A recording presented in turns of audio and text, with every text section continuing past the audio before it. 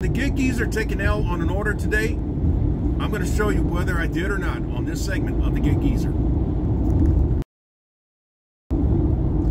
If this is your first time checking out the gig geezer, if you're a returning visitor of the gig geezer, hey, thanks for coming by. And if you would not mind, hit that subscribe button, give my content a thumbs up, share my content among others, and I definitely welcome your comments in the section below. I have shown many a times here on the gig geezer how I have had some nice paying opportunities. I have also shared here on the gig geezer about some of my unfortunate experiences in terms of gig order opportunities. I have also shared some observations about the gig economy and information that may help you fare better than most when accepting orders, and also helping you to put together a strategy that will work best for you when working these gig economy apps. Today is no different, and this may be a combination of me having some knowledge beyond what most drivers have when dealing with certain apps, and yet this is some information that I have shared with y'all in past segments of the gig geezer. So I'm going to go into the actual documentation of this segment, and hopefully the content that I have provided will be of some help, of some motivation, some inspiration, but more importantly, some information that will help you succeed in your gig grind, in your gig hustle. And if you like the content that's been provided in this segment, the gig geezer, or in any other segment, the gig geezer, hit that subscribe button, give my content a thumbs up, share my content among others, and I definitely welcome your comments in the section below. And I've done something like this before. This is a lesson in looking at the details of a gig that you accept, even when it involves we're operating out of a Sprinter / cargo van. Today, Saturday, May 20, 2023, I'm actually in the process of completing a freight delivery in which I saw a notification for $36, and I jumped on it. It was enough to get me to get out of the house to drive basically 15 minutes to one of 3 tire distributorships here in the Columbia, South Carolina metropolitan area, and then drive 20 minutes or so in another direction to drop off these tires. And the 20 minutes or so, actually from the drop-off location to my house is 20 minutes. So basically I'm going to a place that's 20 minutes from my house. Again, the gig opportunity offer was $36. And on the Frayt app, at least it's been my experience so far, I've not seen orders go up in price if you sit on them. The thing with Frayt is that when you see a freight order, people jump on them just like that. I mean, you blink your eyes, the supposedly speed of blinking your eyes is 11 hundredths of a second. And in that amount of time, that order could be gone. Now, I wonder sometimes if it's somebody using a bot, or you just got some folk that be watching the apps pretty seriously and they're jumping on it. I think what may have helped me is that this one was sent out specifically for those who have Sprinter / cargo vans. Well, so I accept the order and I put it on hold. Basically, I did not mark it. You'll have the question where, are you heading to the location? Yes or no? I said no, because I gave myself some time to get ready and then head out the house. And so I did not pay attention to the weight or the number of quote items.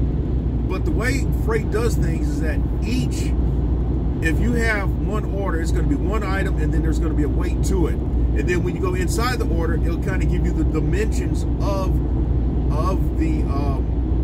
the tires that you're delivering. Usually it's, in my market, it's tires, although I have seen lately it is now orders from Advanced Auto Part as well. And then there's also the one that I shared where it was actually a palletized opportunity in which I picked up from a tile store, a commercial tile store, and dropped off to a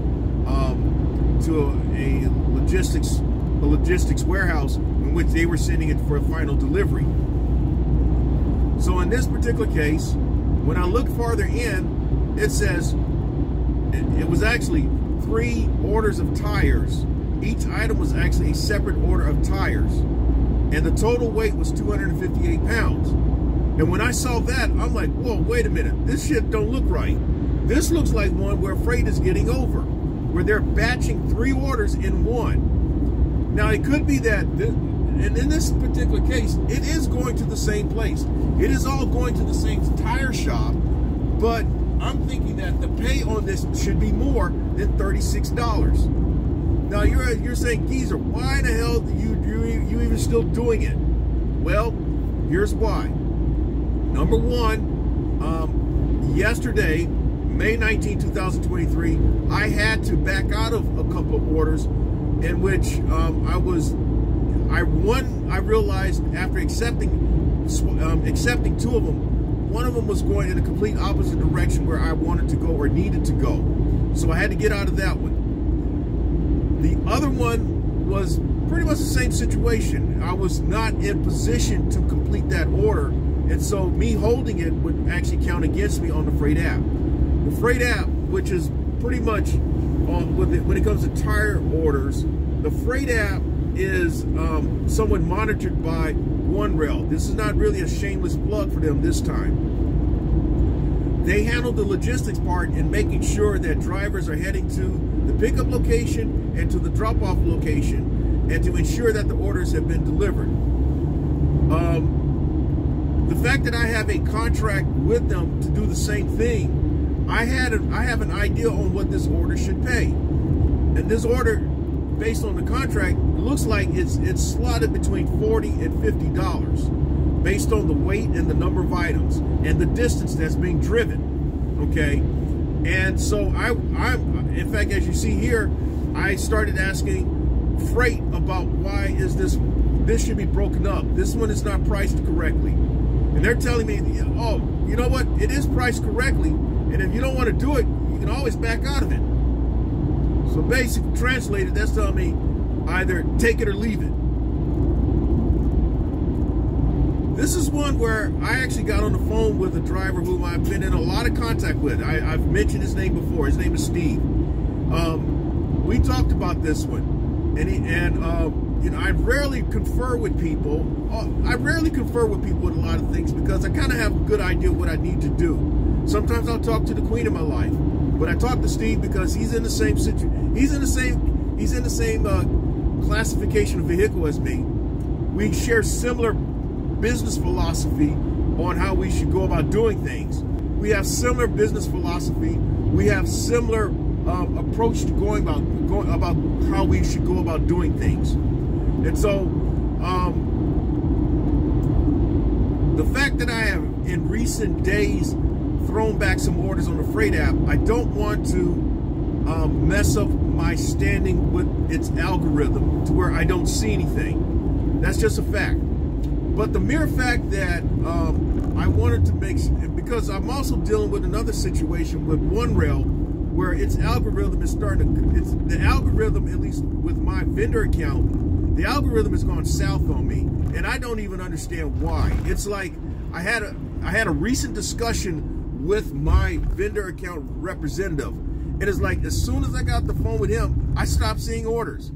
In fact, on average, through May 1st through May 11th, I was seeing in a range of 55 to 65 orders a day coming across my phone screen, which was enough to where, depending on locations and all, were opportunities which I could dispatch orders to other people who are on my team.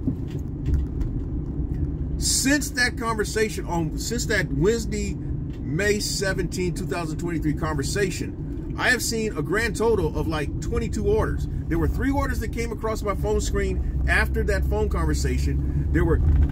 It's not even 22. There's been 19 orders altogether. There were 10 orders that came across my screen on Thursday, May 18, and then 6 orders all of Friday, May 19. So I'm dealing with another fucking headache, okay? And so my accepting this order is also because of really what's going on in the back of my mind with the one rail contract that I have. So that's another reason why I pretty much took the L on this one.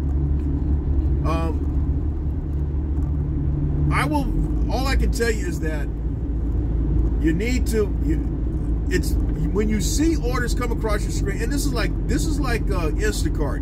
What gets you with Instacart is that you see a dollar amount that comes across your screen and you jump for it.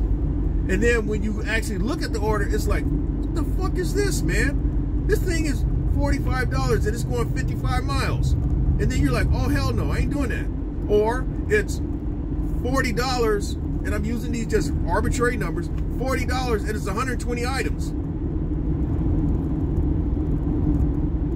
Then you begin to ask yourself, is this even worth my time? Is this worth my while?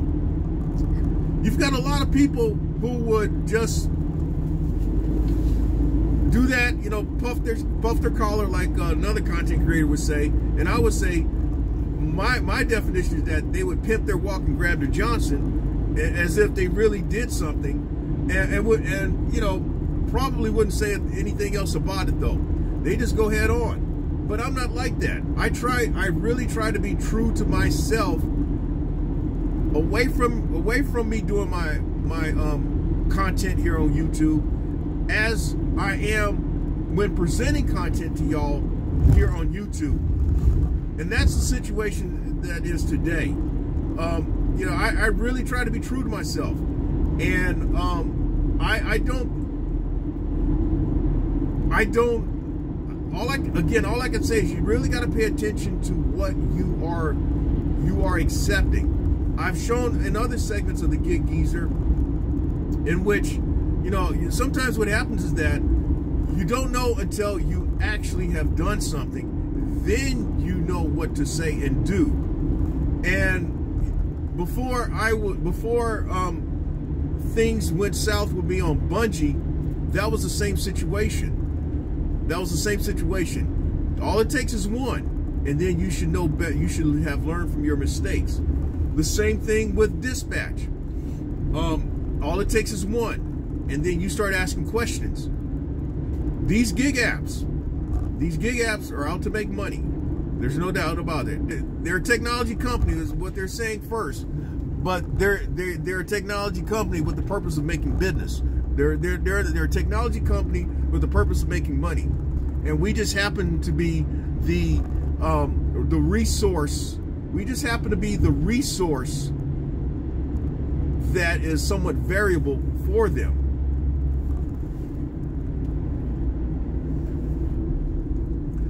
Now, for me to make the money that I have made consistently since December 16, 2022, or for that matter, just my time in doing the gig economy, and specifically since 2020, that means that I have not accepted a lot of bullshit orders. I have tried to make some quick calculations as to what works best for me. I know that there are a lot of folk that go around saying, well, you know, something is better than nothing. I can't do that, man, because at the end of the day, nobody gives a shit about me. Nobody's gonna give a shit about me whether I'm able to take care of my bills or not. Nobody's gonna give a shit about me whether I hurt myself completing these orders or not. And so you have to look out for yourself. You have to look out for number one. That's what it's all about. You gotta look out for number one. So I'm almost at the drop-off location, and I'll show you the tires at the drop-off again. I'm going to wrap up this segment of the Gig Geezer very shortly here. Again, if you like the content that's been provided in this segment, the Gig Geezer, and any other segment, hit that subscribe button, give my content a thumbs up, share my content among others, and I definitely welcome your comments in the section below. Alrighty, I am back. With finishing up this particular segment of the Gig Geezer. Now, the drop-off location was to a place that, let's just say that it's not a very friendly reception for some drivers. Having to deliver to Lugoff, South Carolina. If you're in South Carolina, you're from the South, you'll understand what I'm talking about. These particular folk, again, they're not the most friendliest people, at least towards certain drivers. particularly those who may look like me. But that said, I got in contact with OneRail, and OneRail, at least according to the Frayt app, it was showing that I was 15 minutes late to the tire distributorship and 8 minutes late to the drop-off location. And so what I had to do was contact OneRail to get an exception on that delivery, in that and that I was there at the pickup location on time, and it was just that there was the delay was me trying to get clarification with Frayt as to how I would be paid. And so the guy told me that he could tell based on the chat conversation that was exactly what was going on, and so I got the exception. So this order should not count against me as being late there and to the pickup location. We also talked about that, yes, there are separate contracts that OneRail has with various carriers, is what they call them. So Frayt is considered a carrier, and there are other apps out there like Point Pickup. They're considered a carrier, and so how orders are dispatched to those carriers, it's kind of like that what I've been explaining, like with my opportunity.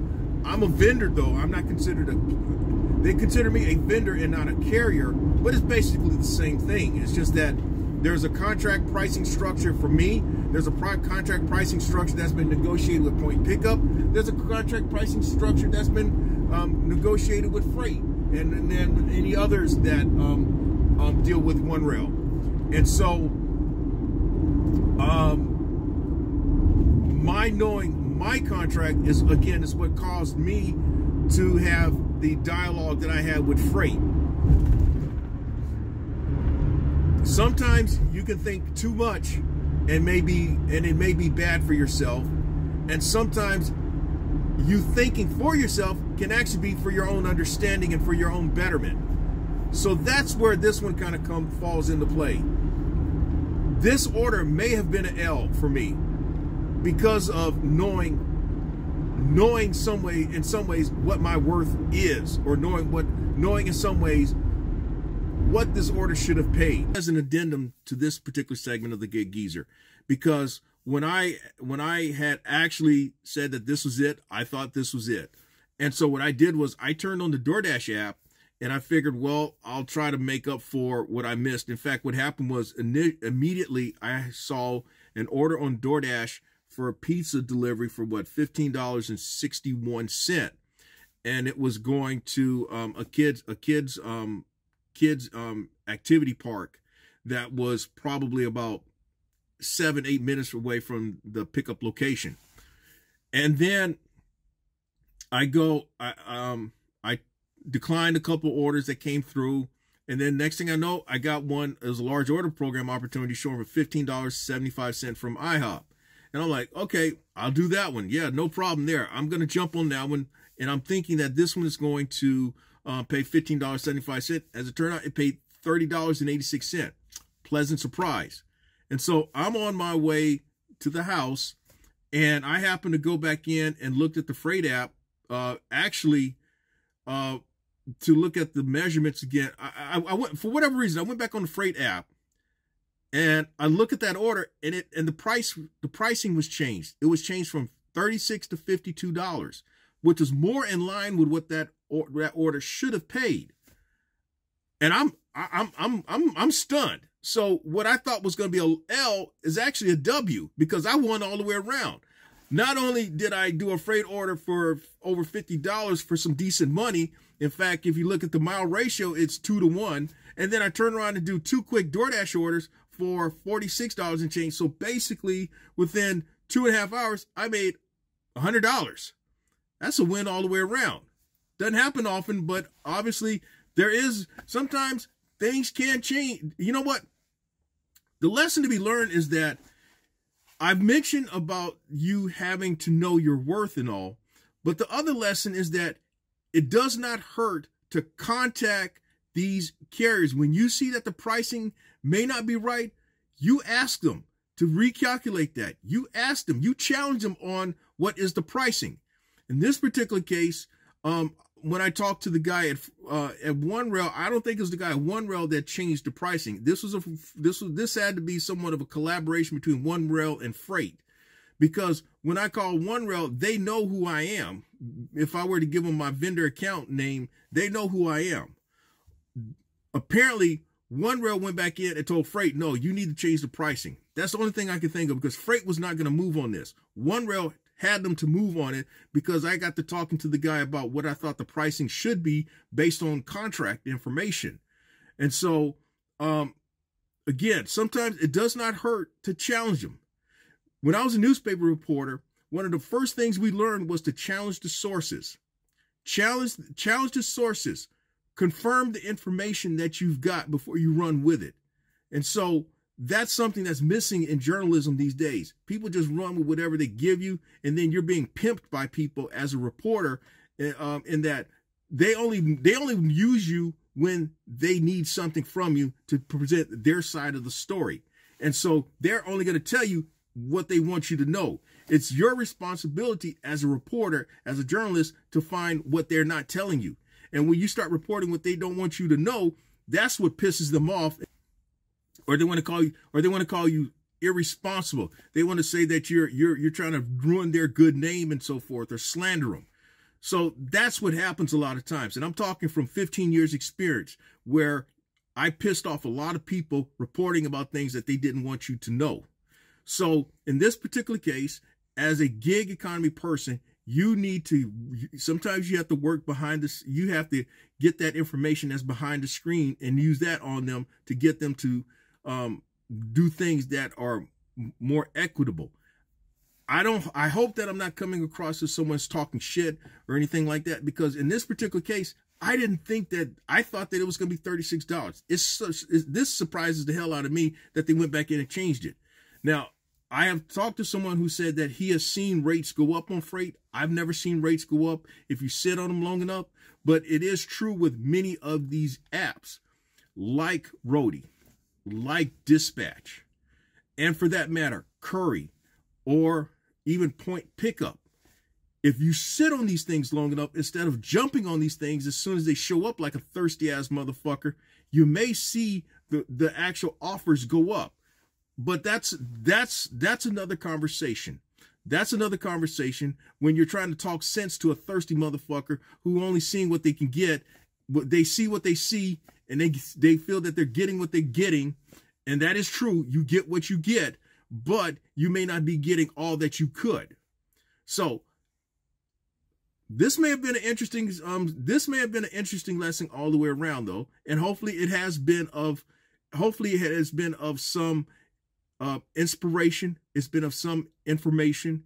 It's been something that will help you improve your strategizing of your gig hustle and your gig grind. And with that, this is yet another segment of the Gig Geezer. I'm Inwood Lane, and as always, may your grind and may your hustle continue.